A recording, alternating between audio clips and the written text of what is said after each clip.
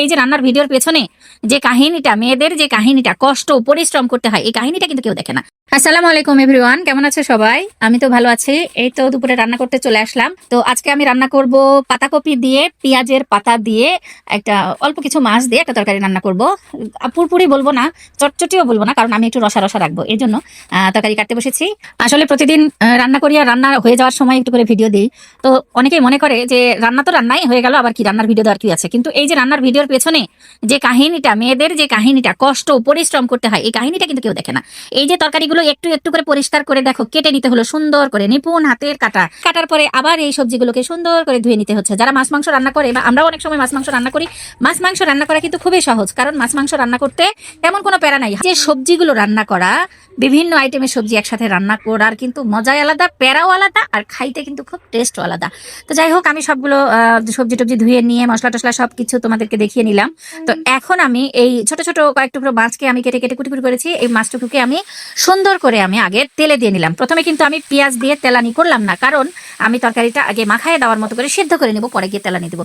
তো যাই হোক, আমি তরকারির মধ্যে আলু দিয়েছি, বেশি করে পেঁয়াজ কেটে দিয়েছি, কাঁচা ঝাল দিয়েছি, টমেটো দিলাম, সুন্দর করে দিয়ে মশলা টসলা দিয়ে যে আমি এখন তরকারিটা উঠাই দিলাম। কিছুক্ষণ তরকারিটা সেদ্ধ হবে, যেহেতু পাতাকপি আর পেঁয়াজ, সেহেতু একটু সময় লাগবে সেদ্ধ করতে। আমি হালকা আছে এই তরকারিটা প্রায় 20-25 মিনিট সেদ্ধ করে নেব।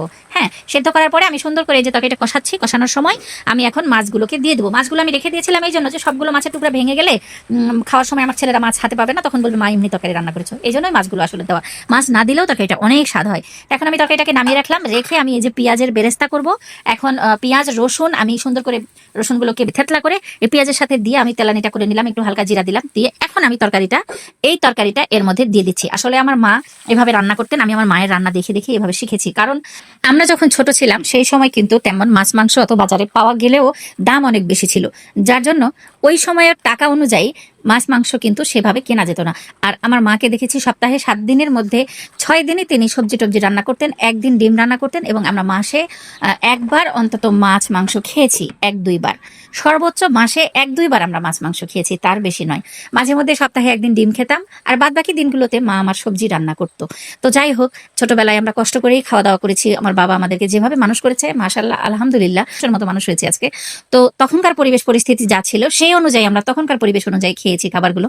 তো তখন আমরা দেখতাম আমার মা এভাবেই, অত্যন্ত স্বাদ হতো তরকারির, এবং একটা তরকারি দিয়ে আমরা দুপুরে ভাত খেতাম, রাতে ভাত খেতাম, পরের দিন সকাল বেলাও কিন্তু ওই তরকারি দিয়ে আবার রুটি খেতাম, ভালো লাগতো। এখন আমরা তরকারি রান্না করি, এবেলা খেয়ে ওবেলার বাচ্চারা মুখে দিতে চায় না, আমাদের নিজেরও খেতে ভালো লাগে না।